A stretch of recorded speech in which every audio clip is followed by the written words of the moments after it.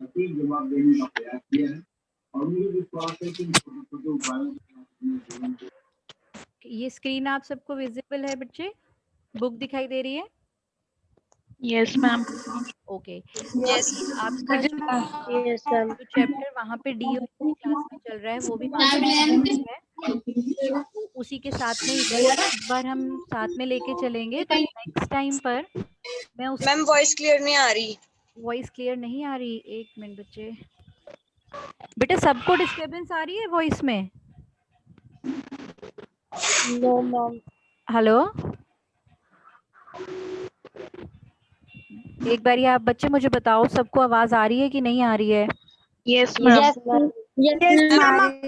आ रही, अब आ रही है? ओके ओके ठीक है यस। बेटा। अभी मानव विकास जो Yes, है, ma'am. अगर आपको याद हो तो हमने ये पहले भी करा हुआ है बुक नंबर 1 में। बुक नंबर 1 में जब हमने मानव विकास की बात करी थी, तो मानव विकास हमने समझा था कि एक्चुअली में होता क्या है। और ये मेरे इंटरनेट में प्रॉब्लम दिखा रहा है, हो सकता है आपको आवाज बीच में कटी हुई सुनाई दे। ओके, तो इसमें हमने तब बात करी थी फर्स्ट बुक में कि मानव विकास की अवधारणा आई कहाँ से थी, कैसे शुरू हुआ था। अगर आपको ध्यान हो तो हमने दो लोगों के बारे में बात करी थी, प्रोफेसर महबूबुल हक और प्रोफेसर अमृत्य सेन। इन दोनों ने मिलकर के ये अवधारणा दी थी मानव विकास। तो हमने जो वहाँ पर समझा उसको अब हम इंडिया के कंटेक्स्ट में पढ़ेंगे इस बुक में। तो आप जब भी इस चैप्टर की तैयारी करोगे ना बोर्ड्स के पॉइंट ऑफ व्यू से, आप दोनों बुक्स के चैप्टर को इकट्ठा तैयार करना, क्योंकि क्वेश्चन दोनों में से मिल करके भी आ सकता है, क्योंकि वहाँ आपने कंसेप्ट को समझा है, मानव विकास क्या होता है विकास में, और इसमें अवधारणाएं थी कि इसको पढ़ने के क्या क्या उपागम थे, ये सब हमने वहाँ पर पढ़ा। और उसको फिर इंडिया के कंटेक्स्ट में हम इस चैप्टर में इम्प्लीमेंट कर रहे हैं, तो वो क्वेश्चंस दोनों बुक से मिला करके बन सकते हैं। ठीक है, तो मानव विकास की जब हम बात करेंगे, सबसे पहले हमने एक बहुत इंपॉर्टेंट वर्ड वहाँ पे यूज़ किया था कि विकल्पों में वृद्धि। अगर हम मनुष्य के जीवन में विकल्प बढ़ा सकें, चॉइसेस। अब अगर आपको रोज ही एक ही जैसा खाना मिलेगा तो बोरिंग लगने लग जाएगा ना, एक पॉइंट पे आके लगेगा, या खाते रहोगे मजे से? कहाँ गायब हो गए सारे बच्चे? आवाज नहीं आ रही क्या? Yes ma'am. आवाज आ रही है ना? कोई प्रॉब्लम हो तो बता देना बीच में, दिख तो रहे नहीं हो तुम लोग, तो अंदाजा ही लगाना पड़ रहा है मुझे। ओके, तो वहां पर जब हमने बात करी थी कि स्वतंत्रताओं में और विकल्पों में वृद्धि, तो आपको भी अगर रोज एक सा खाना मिलेगा या एक ही जैसी ड्रेस मिले, कभी कपड़े बदलने को नहीं मिले, तो लाइफ इतनी बोरिंग हो जाएगी।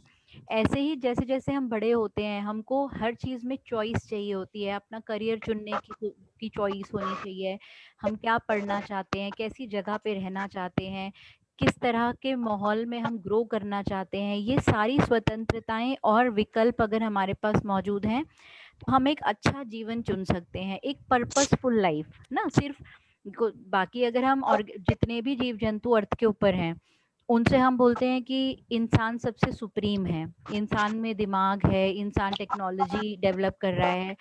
तो अगर हम भी बाकी जीवों की तरह बस आए, पैदा हुए और मर गए, तो फिर तो कोई पर्पस नहीं है उस लाइफ का।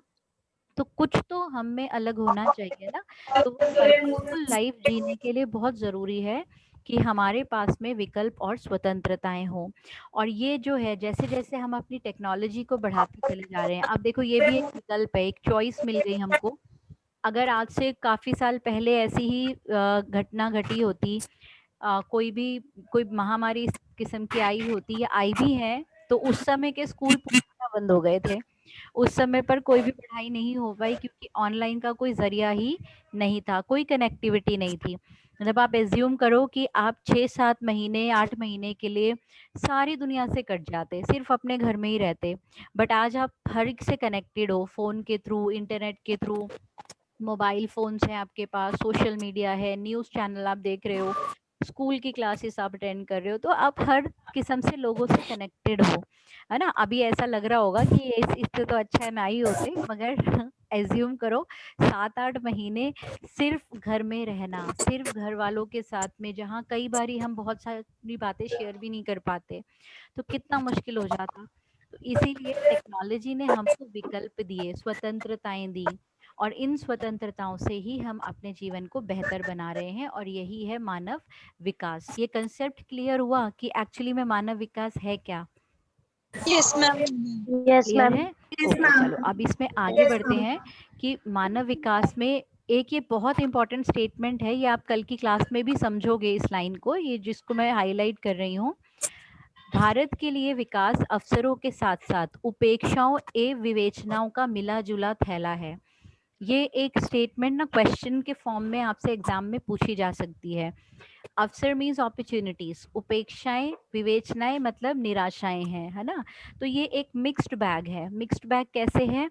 अगर हम पूरे इंडिया को देखें, क्या सारे इंडिया में सबके पास सब कुछ है?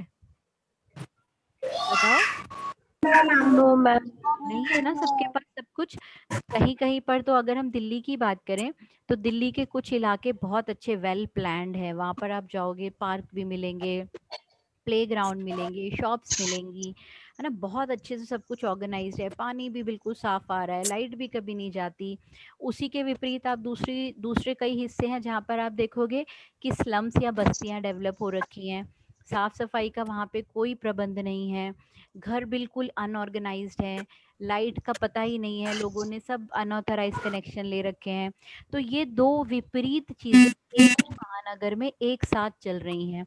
तो यहाँ पर तो दिल्ली तो एक छोटा सा एग्जाम्पल हो गया, दिल्ली तो कैपिटल है तब ये हाल है।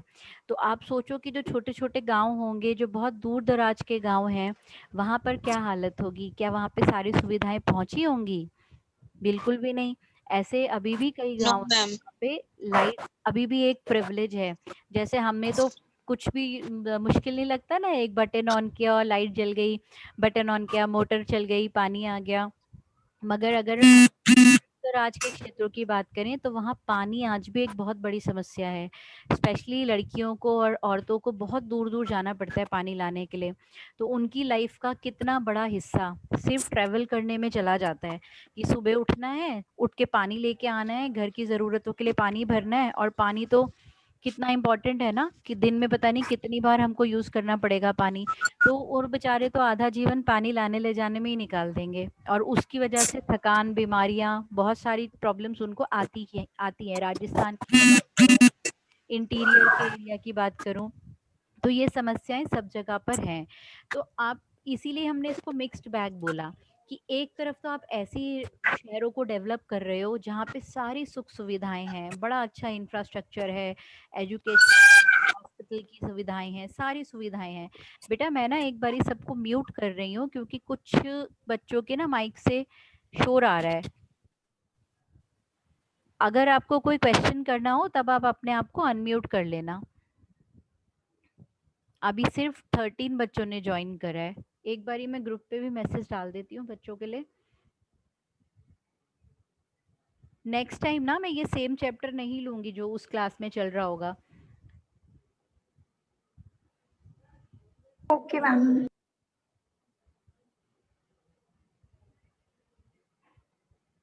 ओके ओके, तो यहाँ पर हम जब इसको मिला जुला थैला बोल रहे हैं, इस पे अगर 5 मार्क का क्वेश्चन आया तो आप 5 पॉइंट्स कैसे बना सकते हो इसमें। तो पहला पॉइंट तो आप यहाँ पर यहीं से सीधा इसी पैराग्राफ में से आपको मिल जाएगा। यहाँ महानगरीय केंद्रों और अन्य विकसित अंतर्वेशों इनक्लेव्स जैसे कुछ क्षेत्र हैं जहाँ इनकी जनसंख्या के एक छोटे से खंड को आधुनिक सुविधाएं उपलब्ध हैं। बेटा इस बुक की ना लैंग्वेज बहुत डिफिकल्ट है, अगर आप इस सेम लैंग्वेज को कॉपी करोगे तो एग्जाम में आप 100% भूल जाओगे। तो इसीलिए इसको अपने वर्ड्स में कन्वर्ट करो। इस पूरी लाइन का सिंपल मतलब क्या है कि महानगरों में, कुछ महानगरों में सारी सुविधाएं उपलब्ध हैं, जितनी भी आधुनिक जीवन के लिए अच्छी सुविधाएं चाहिए वो सब उपलब्ध हैं, जबकि यहाँ पर जनसंख्या का काफ़ी छोटा भाग रहता है।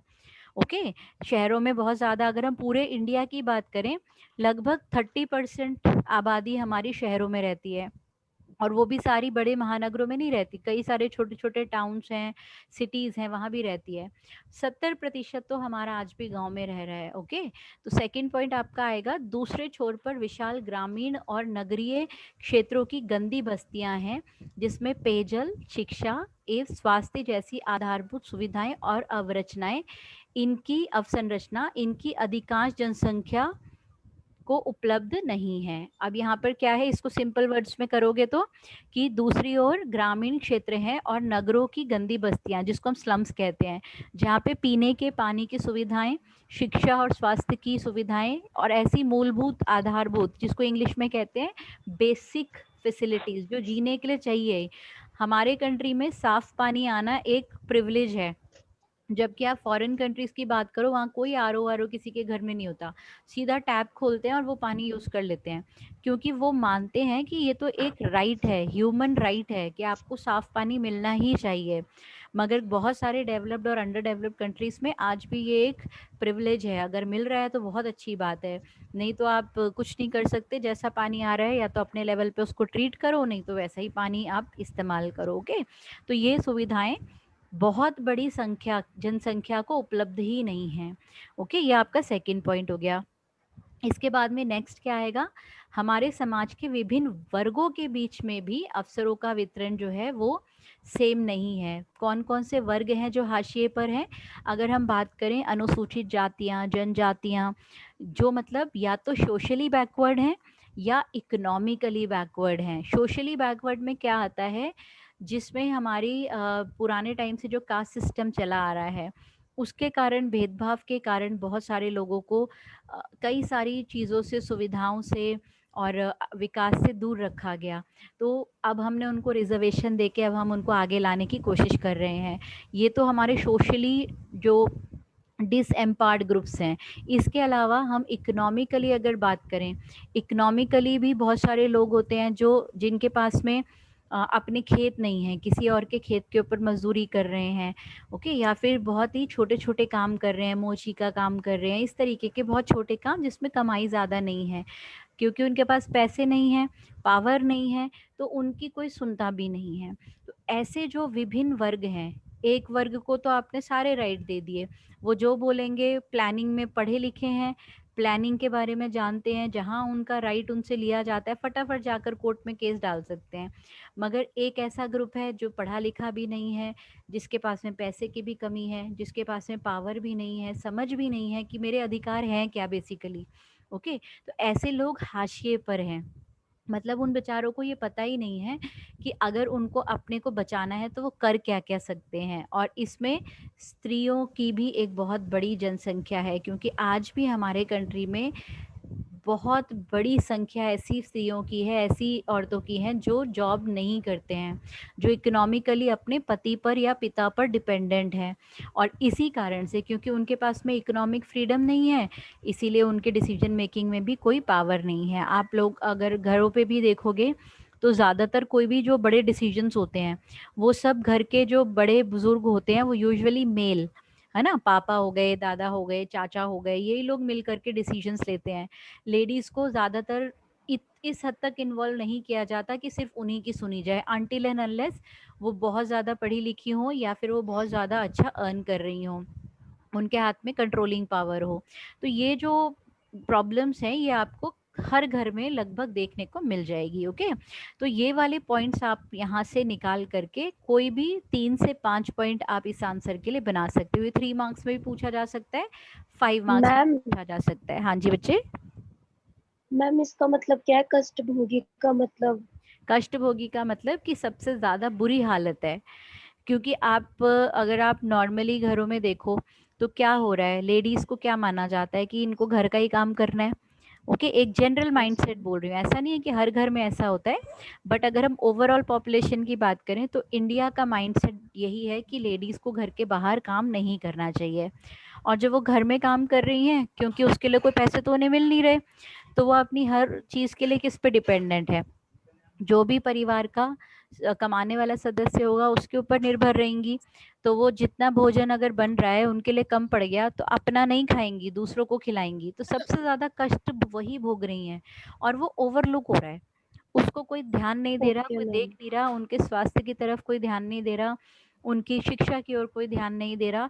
तो उनकी स्थिति जो है वो काफी ज्यादा बुरी है। ओके, और अगर हम डोमेस्टिक यस मैम। वायलेंस की बात करें, हमें पता ही है कि इंडिया में कितने डोमेस्टिक वायलेंस, अभी लॉकडाउन के दौरान ये बहुत दुख की बात है कि जब सबको अपने घरों में रहना पड़ा तब सबसे ज़्यादा डोमेस्टिक वायलेंस जो घरेलू हिंसा थी उस समय सबसे ज़्यादा रिपोर्ट की गई, क्योंकि घरों में ही हस्बैंड भी रह रहा है, घर में ही वाइफ भी रह रही है, कहीं जा नहीं सकते, इतनी मार पिटाई हुई लेडीज़ के साथ में, बहुत केसेस आए पुलिस में। तो ये भी एक बड़ी ही दुख वाली स्टेट है कि जहाँ पे इंसान सबसे सुरक्षित महसूस करता है उसी घर से उसको भागना पड़ रहा था, वो भी इतने बुरी परिस्थितियों में। तो कष्टभोगी को आप अब रिलेट कर सकते हो इन सब चीज़ों से मिला के, अब समझ आया? Yes ma'am. ओके, तो अब यहाँ पर जो है, यहाँ पे सीमांत वर्ग क्या होता है, मार्जिनल ग्रुप्स। मार्जिनल ग्रुप्स में हम वो उन सबको रखते हैं जो सोशली इकोनॉमिकली बैकवर्ड होते हैं। जैसे अभी मैंने बताया आपको, इसमें फीमेल्स भी आ जाएंगी, इसमें ST SC OBC, ये जितने भी हम कास्ट ग्रुप्स बोलते हैं ये आ जाएंगे, जो भूमिहीन किसान हैं वो आ जाएंगे, मजदूर आ जाएंगे, जो लोग बेचारे बिल्कुल किसी तरह सरवाइव कर रहे हैं। अभी हमारे सामने तो ये सब चीज़ें एकदम प्रत्यक्ष हुई हैं। लॉकडाउन के कारण कितने सारे मजदूरों को दिल्ली से या महानगरों से अपने घर जाना पड़ा और उनकी क्या हालत हुई है, ये सब हम जानते हैं। ओके, तो कोई भी जब प्रॉब्लम आती है ना, जो रिच ग्रुप होता है उसके ऊपर नहीं आती है कभी भी सीधा। सबसे पहले जो बुरी मार पड़ती है वो लोअर ग्रुप्स के ऊपर पड़ती है, जिनको हम सीमांत वर्ग बोलते हैं। ओके, तो अब इन सब चीज़ों को अगर हम ध्यान में रखें तो इसीलिए हम ये नहीं बोल सकते कि इंडिया में सब कुछ बहुत अच्छा चल रहा है, नहीं, एक मिक्स्ड बैग है। जो एरिया डेवलप हो रहे हैं वो बहुत ज़्यादा अच्छे से डेवलप हो रहे हैं, जो नहीं हो रहे हैं वहाँ पे बहुत मुश्किलें हैं। लोगों को अपने स्टेट्स को छोड़ छोड़ के दूसरी जगहों पर जाना पड़ता है, अपने घरों को छोड़ के दूसरी जगह जाना पड़ता है काम की तलाश में। आप लोग पता नहीं ऑब्जर्व करते हो या नहीं करते हो, बट जैसे हम लोग यूजुअली बड़ा मिसट्रीट कर देते हैं, कोई रिक्शा वाला है, कोई भी ऐसे जो आते हैं उनको एकदम से बोल देंगे चल बिहारी, पता नहीं कुछ कुछ ऐसा बोल देते हैं, है ना। मगर अगर आप उनकी हालत देखो, समझो, अपना घर छोड़ करके वो यहाँ पर कितनी बुरी परिस्थितियों में रह रहे हैं मजबूरी के कारण। उनको कोई खुशी नहीं होती कि वो यहाँ पर आकर के सड़कों के किनारे सोएं। उनके पास में कोई फैसिलिटीज़ नहीं है। अभी कुछ दिन पहले जब मैं स्कूल आई थी, उस दिन मैंने देखा कि एक बंदा, जो स्कूल के बाहर वाला बस स्टॉप है, वहाँ पे दोनों बैठने की जो जगहें होती है उनके बीच में गैप रहता है ना, उसके ऊपर उसने एक फटा हुआ सा डब्बा रखा हुआ था ताकि वो पूरे पैर उस सीधे कर पाए, और वो इस कंडीशन में वहाँ पे अर्ली मॉर्निंग में सो रहा था। तो इतने बुरे हालत में अगर कोई अपनी जगह छोड़ करके, अपना गांव छोड़ करके आके यहाँ पर काम कर रहा है, तो ऑब्वियसली उसको कोई मज़ा नहीं आ रहा, मजबूरी के कारण आ रहा है वो। ओके, तो ये मजबूरी हम लोग समझते नहीं हैं कि कैसे लोगों को, ये इम्बैलेंस है, डेवलपमेंट का इम्बैलेंस है, कहीं बहुत ज़्यादा कहीं बहुत कम। अगर उनको उन्हीं के एरिया में सब कुछ मिलना शुरू हो जाए, अच्छे स्कूल्स बन जाएं, अच्छे फैक्ट्रीज बन जाएं, उनको काम मिलना शुरू हो जाए, तो क्यों बेचारे ऐसे धक्के खाने आएंगे। ओके, तो मानव विकास को जब हम समझते हैं, तो आप ये सारे एग्जाम्पल्स जो मैं आपसे शेयर कर रही हूँ, अभी अगर कहीं पे ऐसा कोई क्वेश्चन आता है ना जहाँ पे आपको एग्जाम्पल्स के थ्रू समझाना है, आप ये अपने लाइव एग्जाम्पल्स यूज कर सकते हो। ओके, तो उसके लिए भी आपके अंडरस्टैंडिंग के भी मार्क्स होते हैं, तो इसीलिए इन डिस्कशंस को ध्यान से सुनो। ओके, बुक तो है ही आपके पास में, बुक से तो आप पढ़ ही लोगे, बट बुक की लैंग्वेज थोड़ी डिफिकल्ट है। ओके, नेक्स्ट अब हम आगे इसमें पढ़ते हैं। विकास का अन्य अंतर संबंधित पक्ष भी है जिसका निम्नतर मानवीय दशाओं से सीधा संबंध है। इसका संबंध पर्यावरण प्रदूषण से है जो पारिस्थितिकी संकट का कारण है। अब ये जो इम्बैलेंस है, यहाँ से ये प्रॉब्लम्स और ज़्यादा खराब होती हैं, क्योंकि जनसंख्या का एक बहुत बड़ा हिस्सा जो है वो नगरों की तरफ जब आके रहने लगेगा, अब नगर तो इतने बड़े होते नहीं हैं, उसमें प्रेशर बढ़ेगा उनके सारे रिसोर्सेज के ऊपर, और उसके कारण पर्यावरण की समस्याएं शुरू होंगी। तो यहाँ पे है हमारा साझा संसाधनों की त्रासदी, मतलब हमारे जो कॉमन रिसोर्सेज हैं, हवा सबकी कॉमन है, मिट्टी सबकी कॉमन है, पानी सबका कॉमन है, तो ये सब कुछ हम खराब कर रहे हैं। जो हमारे कॉमन रिसोर्सेज हैं उन सब को हम खराब कर रहे हैं, और उससे अल्टीमेटली क्या है, हमारा अपना अस्तित्व ही खतरे में आ गया है। अभी खरीफ की क्रॉप्स कटने वाली हैं, जिसमें चावल धान मुख्य होता है। तो अभी से देखो यहाँ पे पूरी हलचल शुरू हो गई है नॉर्थ इंडिया में, दिल्ली की तरफ सारा धुआं आएगा और इस समय दिल्ली के ऊपर होता है हाई प्रेशर, तो ये हवाएं जो हैं जल्दी से क्रॉस नहीं कर पाती हैं, यहीं पे ठहर जाती हैं। उस कारण से यहाँ पे कितने सारे ऐसे लोग हैं जो अस्थमेटिक हैं, जो बूढ़े हैं, उनको सांस लेने में बहुत ज़्यादा परेशानी हो जाती है। तो ये हमारा कॉमन रिसोर्स है ना, जिसको हम खराब कर रहे हैं। अभी लॉकडाउन के दौरान हमने बोला कि हवा साफ हो गई, जल साफ हो गया, तो गंदा किसने किया था? इसका मतलब नेचर ने तो नहीं गंदा किया था। थोड़े दिन हम लोग घरों में शांत होके बैठ गए तो सारा नेचर अपने आप को रिवाइव करने में लग गया। तो ये एक बहुत बड़ा सोचने का पॉइंट है कि आप जो विकास कर रहे हो, अगर आपने उस विकास के दौरान पर्यावरण को नुकसान पहुंचा दिया तो फाइनली आपका भी अस्तित्व ज्यादा समय तक बचने नहीं वाला। आप कितनी भी बड़ी इंडस्ट्रियां लगा लो, खाने के लिए तो रोटी चाहिए, खाने के लिए तो आपको खेत चाहिए होंगे ना, खाना उगाने के लिए वो खेतों के लिए अच्छी मिट्टी चाहिए, जल चाहिए, तो वो सब हम खुद खराब कर रहे हैं। ध्वनि प्रदूषण, जिसको हम लोग समझते ही नहीं है कि ये भी कोई एक प्रदूषण है। पूरे समय हम ट्रैफिक के शोर में हैं, कोई इंडस्ट्रीज के एरिया में रहता है तो इंडस्ट्रीज का शोर सुन रहा है, बाकी कहीं से शोर नहीं आ रहा तो हम घर में ही चीखते चिल्लाते रहते हैं, गाने बहुत तेजी से लगा लेते हैं, डीजे बजा रहे हैं। तो ये सब ध्वनि प्रदूषण है और जिसके कारण धीरे धीरे इंसान की सुनने की शक्ति खराब होती है। दिमाग की वर्किंग पे भी इसका बहुत बुरा प्रभाव पड़ता है। आप ज़्यादा देर शोर में रहोगे तो आपको डिप्रेशन जैसी बीमारियां बहुत आसानी से हो जाएंगी, भूलना शुरू हो जाओगे, क्योंकि दिमाग की जो है, जो कैपेबिलिटीज़ हैं, वो इससे धीरे धीरे कम होती हैं। तो आज के टाइम में हम इसको कोई प्रदूषण मानते ही नहीं है, जबकि ये शायद बाकी सबसे भी ज़्यादा नुकसानदायक है। ओके, तो ये हमने अपने साझा रिसोर्सेज को इस तरह से खराब करना शुरू कर दिया है। और इसमें सबसे ज़्यादा अगेन किस पे असर पड़ा है? निर्धनों के सामर्थ्य में गिरावट आई है। अब मैंने आपको यही बताया कि जब भी कोई भी प्रॉब्लम आती है तो जो सबसे वल्नरेबल, मतलब सबसे ऐसा ग्रुप होता है जो झेलने की शक्ति ही नहीं है, जिसके पास में कोई भी प्रॉब्लम आएगी उसके पास में कोई कुशन सपोर्ट नहीं है कि वो दोबारा उठ करके खड़ा हो पाए, उस समय उसका करो या मरो वाली स्थिति में आ जाते हैं। तो वो चोट इनके ऊपर, निर्धनों पे या जो हमारा गरीब वर्ग है उस पे सबसे ज्यादा पड़ता है। ये इसमें 3 कारक उन्होंने बताए हैं कैसे पड़ रहा है।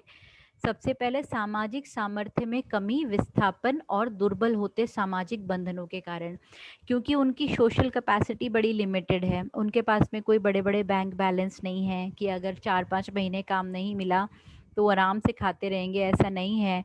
फिर अपने एरिया को छोड़ करके वो दूसरे एरिया में आके काम कर रहे हैं जहाँ पे उनके सोशल सर्कल नहीं है, ज़्यादा लोगों को वो जानते नहीं है। गांव में तो लोगों को सिक्योरिटी फील होती है कि यहाँ सब हमारे जानने वाले हैं, हम इनसे हेल्प ले सकते हैं।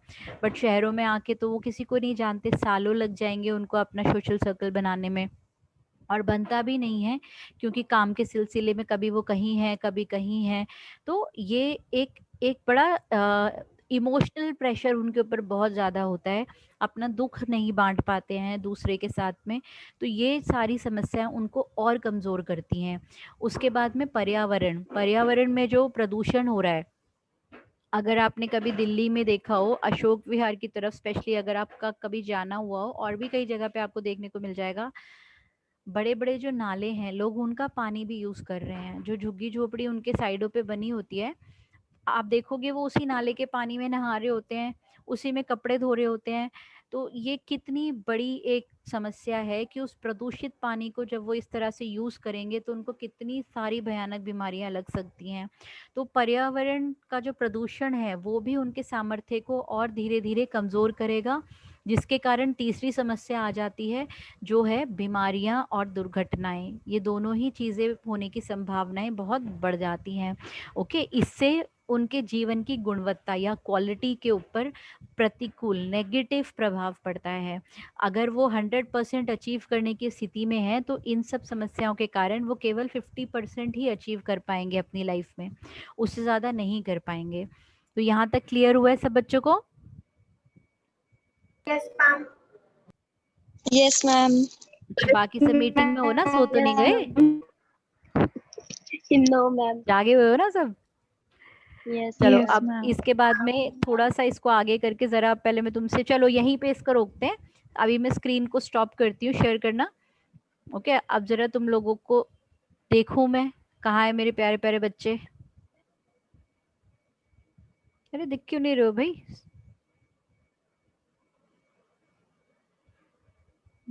स्क्रीन तो हटा दी मैंने, तुम लोगों की फोटो क्यों नहीं आ रही इसमें? कोई भी बच्चा नहीं दिख रहा। हाँ आप दिखने शुरू हुए हो। दिव्या, कैमरे ऑफ है ना? सब अभी अपने नाइट ड्रेस में ही होगे है ना?